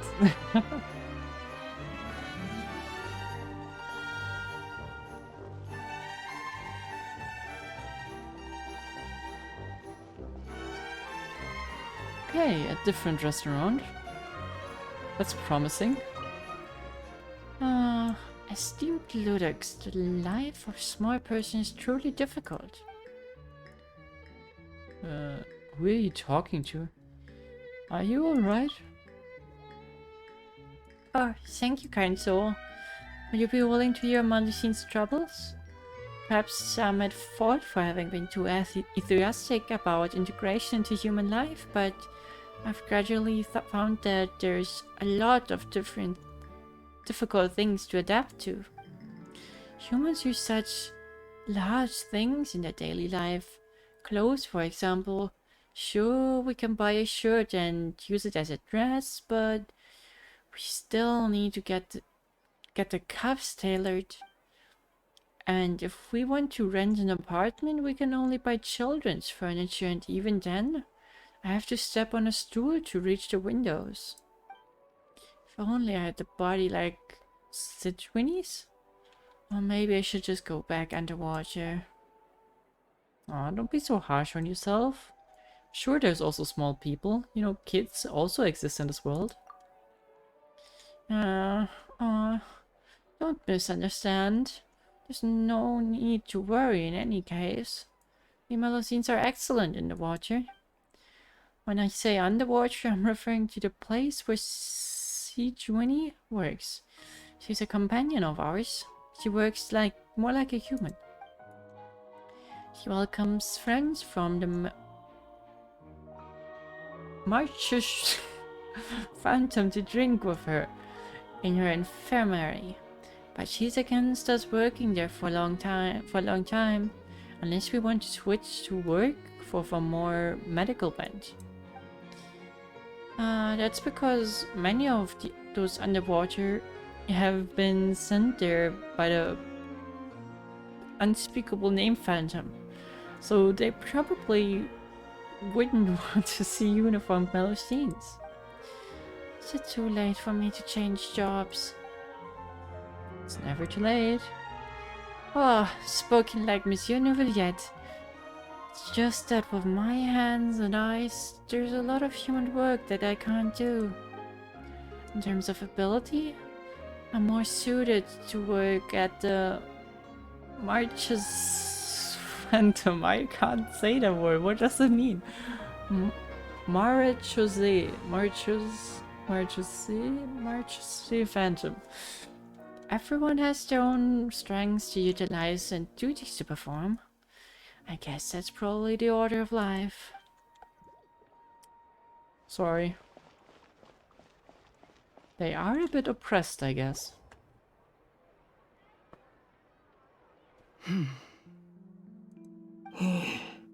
Oh, conversation seems to be going quite well, huh? Gemma? You again. What is it this time? We just ran into the men who've been threatening you, and we gave them a taste of their own medicine.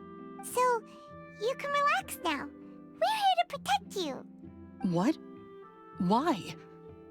I didn't tell you anything. Why would they come after you? Well, we did our own investigations. Sounds like they're no strangers to you. That's putting it mildly. I know them all too well, and I hate them with every fiber of my being. It's been 10 long years, and still every time I try to look into Caesar's death, they show up and warn me not to do anything stupid. How do I know I can trust you? Do you really think you can get to the bottom of it all? And why are you doing this? Well, our motive is pretty selfish, but, you know, we also just want the truth. I'm afraid I can't reveal all the details just yet, but I can promise you this. I will expose the Phantom Weasel's true identity. Because you see, this is a personal matter of the utmost importance. I give you my word. Trust me. Okay. How can I help you? I've heard that Caesar used to have a magic workshop where he kept a lot of his personal effects. If possible, I'd like to take a look at them. Do you know where it is? The Fleuve Sonde. But the place was that? sealed up by the police after his death, and no one's been there since. Why do I have a feeling I've heard that before? I also know that the Fleuve Sonde is dangerous territory. Lots of hostile groups lurking around. If you're serious about going there, please be careful. Understood. Lynette, you stay here and take care of Gemma. Don't let her come to harm. Got it. But if I'm staying here, I'm ordering dessert. I mean, bon appetit. But stay sharp, too. They're likely to come for you while I'm away. Okay. Alright. Power saving mode off. I'll start taking this more seriously now. She's Fatruya after all. It's not like they can't defend themselves. Looks like no more free coffee for me. Don't do anything stupid. With though. me here, nothing will happen. Whatever you do, please be careful. If anything happens to you because you're investigating Caesar, I'll never be able to forgive myself. Okay, where's the Fleuve Sonde? In the underground. Isn't the entrance to the underground just around the corner?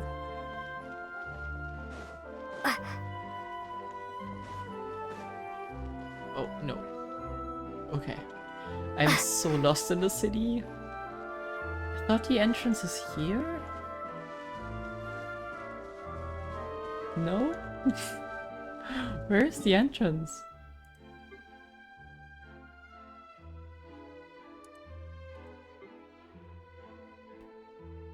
Maybe there? I know I can teleport, but I kind of want to see how I can traverse the city.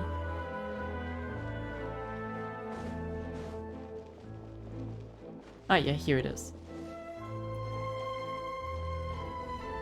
Just had the sides mixed up again.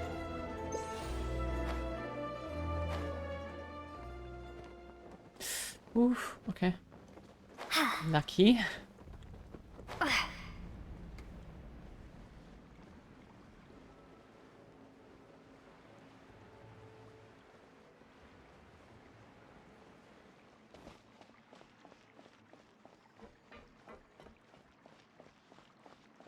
That's it?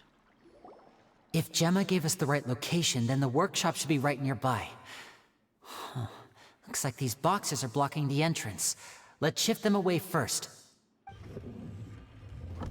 You help Lyney move the boxes. There we go. It should be just down here. Oh. That looks super suspicious. Oh, okay. Ooh, pretty. Me wanna see.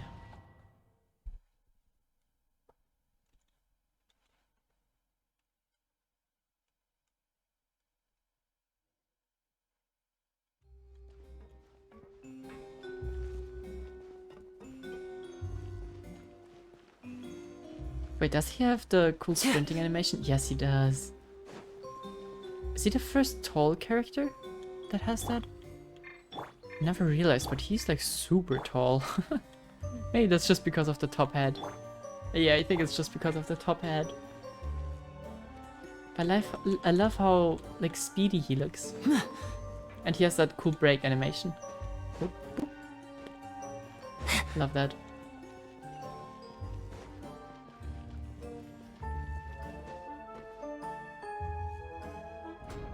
Okay. So this was Caesar's workshop. Nope. Nothing suspicious here, just normal magic props. Let's head in further. Yeah. About that, Paimon. Dude, you can't just like put a shortcut here and then put an invincible wall there. Can't suppress my speedrunning skills.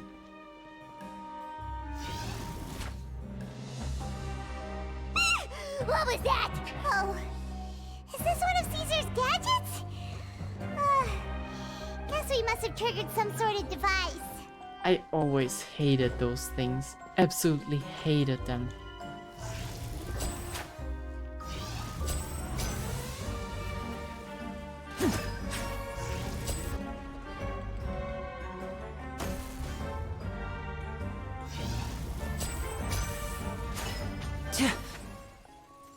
What now? Shine down! Are you guys defending yourselves? It's kind of bad.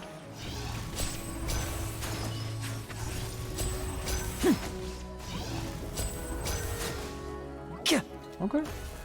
Whoa. Look. The doll in the box is glowing.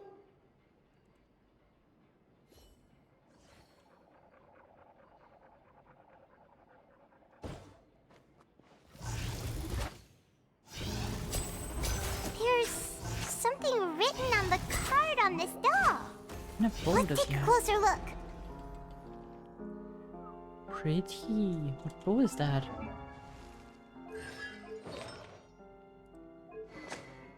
The first great magic. Is that his? I mean, it must be, right? Yeah, it has the same... Oh, what is that called?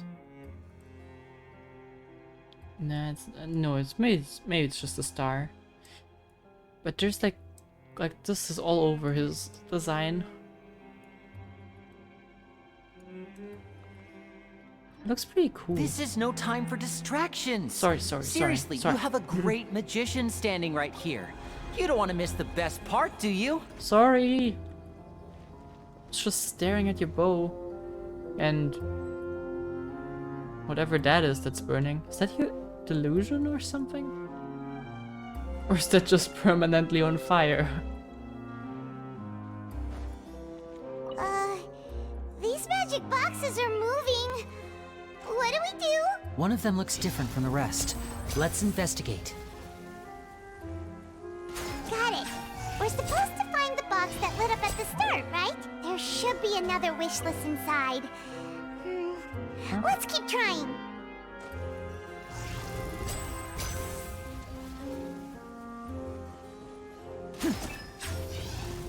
Okay, yeah. That is doable.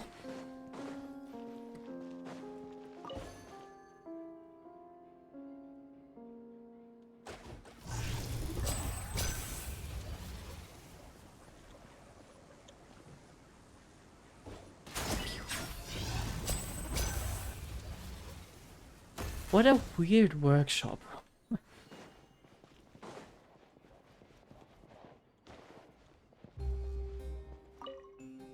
Oh. When do we go to your wedding, Uncle Caesar? I want to watch your shows even when I'm grown up, Uncle Caesar. Do you have a tour to go on? Do you have to go on tour? Can't you stay with us here, Uncle Caesar? Note. Oh my, this round of wishes has rather exceeded my expectations. The wedding will be held very soon, and don't worry, you're all invited. The tour has already been scheduled, but I will definitely be back. And you'll always be welcome at my shows. If you like magic, Caesar.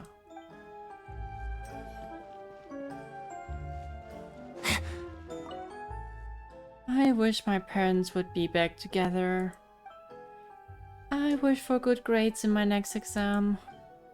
I wish for my little sister to have a normal life free of danger. Those are very sad wishes.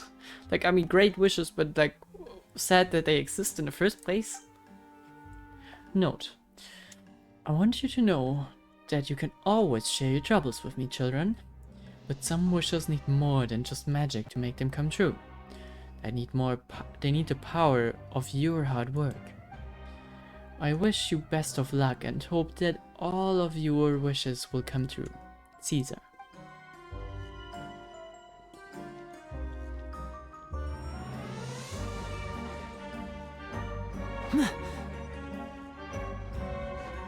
I mean, he sounds like a good guy. I'm gonna hold on to that thought.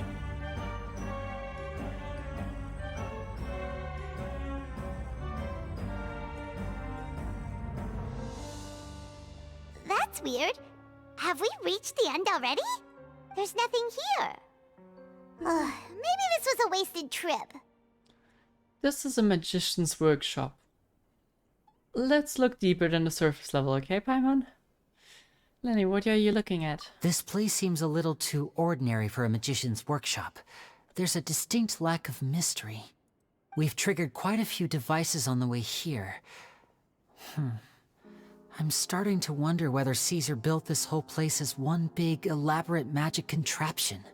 If so, then there must be more to this place than meets the eye. Maybe a hidden room somewhere. Aha! If I just move this book, then hopefully... And... There you go. A secret passageway! How did you know? How did you not know? I'm a magician too, and apparently great minds really do think alike. Looks pretty big inside. Let's head in and take a look around.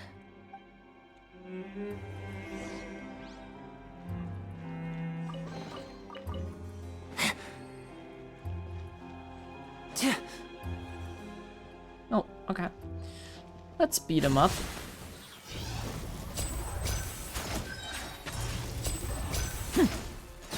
He does so much damage.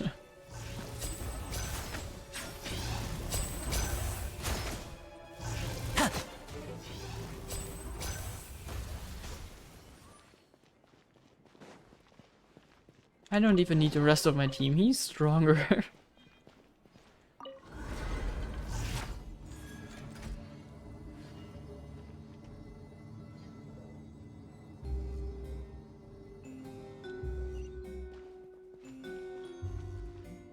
Haven't we? No, this is a different room. Boop, boop, boop. Boop, boop, boop. Okay, those are a bit more tanky. Stars, shine for me. Ha! Nothing we can help out. We can't help out with. Ah, too sad that the fights are over before the music gets going.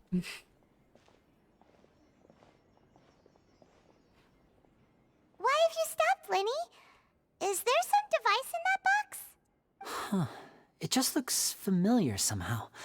Let me check this out for a second while you guys go on ahead. If anyone makes a major discovery, let's rendezvous here. All right, see you in a bit. What are you thinking? The placement of this device inside. If I remember correctly... I mean, this kind of looks like that magic thing you had. Wait. Is that a swap box? Nah, that wouldn't work. That's way too small.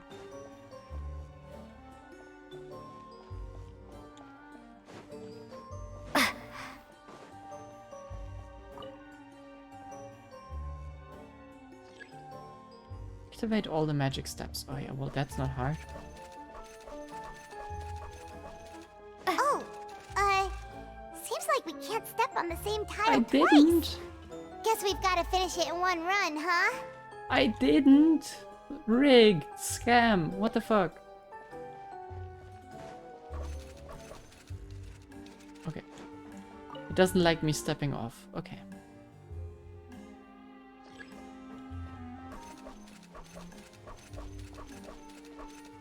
Fine, I won't even jump. I will wait.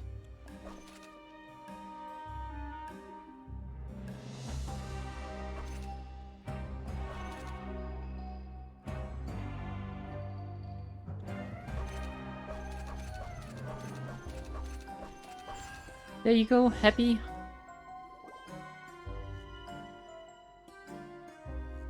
Yes?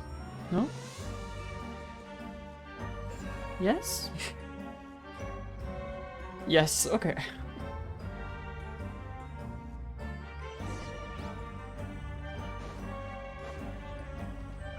Wow! There's a hidden room here! Let's see! Well, it wasn't that hidden. Oh, this bookcase is full of Caesar's own notes! He wrote a lot about the principles of magic. Whew. Much too advanced for Paimon. Doing Lyney's quest, yes. Hey, look! Is that Caesar's diary on the table? Looks like it. Shall we read that, Paimon? Isn't that invading his privacy? This book's thick as a brick! Let's take a peek inside it, shall we? Oh, you cheeky little Paimon. Oh god. About Lorenzo's issues. I think that's... Oh, I think the last two are very pressing. But let's start from the top. At one of my shows a few days ago, a child asked me how I pulled candy out of my hat. As a joke, I told the kid that the hat has a built-in wish-granting machine. Next thing I know, today a whole bunch of kids were pestering me to pull all sorts of things out of the hat. Well, you dug that grave yourself. So I told them another white lie. The machine needs time to power up, but in the meantime, you can write your wishes down. Well, they took me up on that offer. Enthusiastically. They are kids, As I after write all. this, I've only just got back from running around all over town, buying the things they wanted. Boy, are my legs sore. Oh man, this is a good guy. Why did he have to suffer for it? I wound up saving very little this month, but that's not a major issue. I now have a bigger problem. How am I going to hide all these things inside my hat? Wait, you guys have magic pockets or magic cats or whatever they were called. So that shouldn't be a problem. But it's very sweet. 2 children came to talk to me after today's show. I don't know why they were out on their own. They looked much too young to be unsupervised. I do hope they got home safely. Anyway, they said that they wanted me to teach them how to do magic. It's not uncommon for children to ask this, of course, but I've never seen any of them as serious about it as these 2. I told them that learning magic is very hard work, but that didn't faze them at all.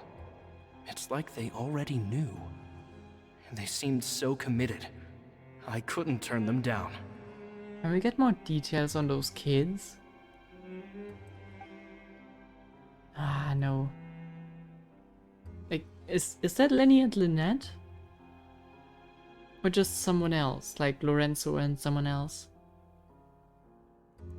It seems like something's bothering Lorenzo lately, but he won't open up to me about it.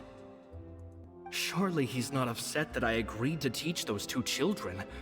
I'll have to talk him around. I have a good feeling about those kids. They're naturally talented, and it seems like they're not new to the world of magic. They have all sorts of fantastic ideas. All I'm really doing is helping them develop a more professional standard training plan. If it's them, then that makes it very strange that Lorenzo accepted to talk to us. But that would also mean that Lyney and Lynette would know Lorenzo, and, well, no, they said that they know him. Huh, yeah, well. They wanted to call me Master, but I told them they absolutely mustn't. Any magician worth their salt could have taught them what I have. They're the geniuses here. Compared to them, I don't deserve to be called any sort of master. With time, I have no doubt that they could become far greater magicians than I. My only concern is why they're so mature for their age. I fear they've had to grow up too fast. I don't dare to imagine what they must have been through. Yeah. Gemma thinks so too. She doesn't like being around them. Says that their eyes are too piercing. They don't bother me, but then again, I've never been the sharpest tool in the shed. Rip Smash Mouth at this point, by the way. That kind of reminded me of the lyrics. I think that's part of the lyrics, but yeah, anyways, different topic.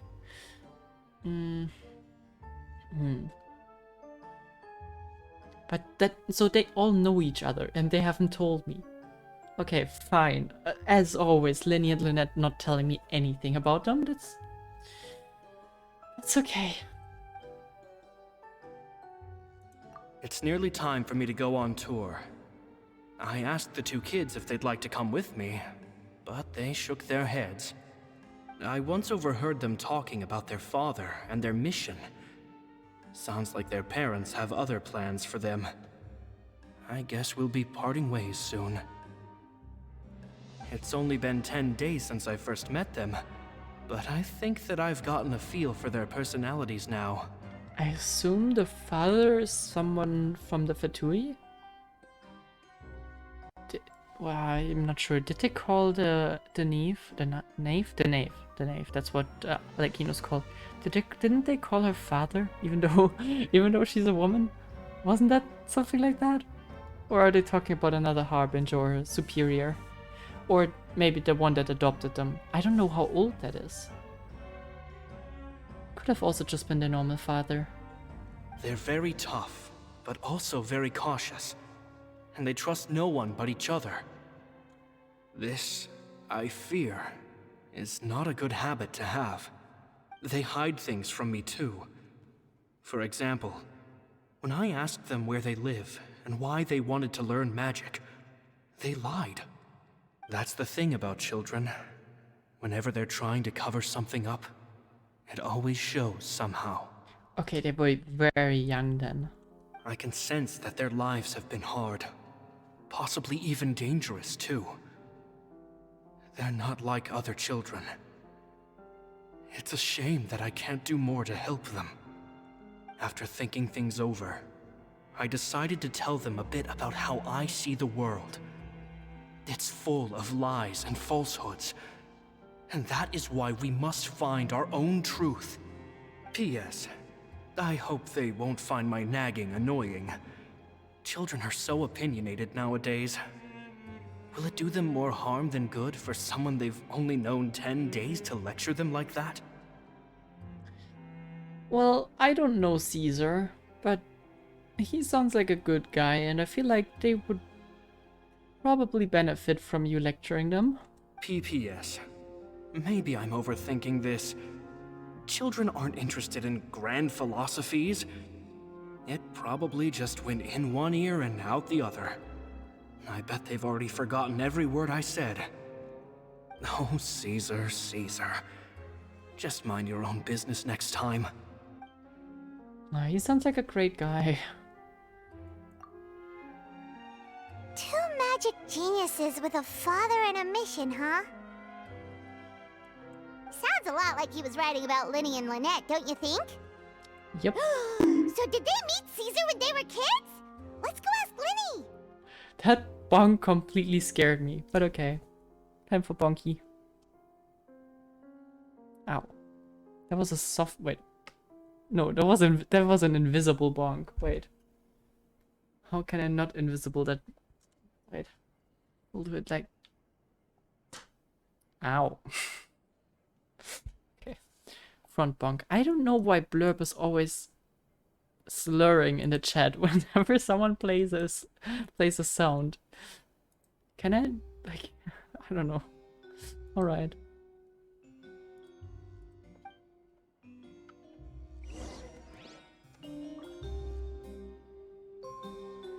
Okay, Lyney. Explain, please. Once again, you have not told us the whole story. This is starting to get old. Please tell all the truth. Lyney? Shh, hold that thought. As I expected, there's a lot of fishy things going on in this place. You are one of those things, but... okay. Fishy? Uh-oh, what have you found? All in good time.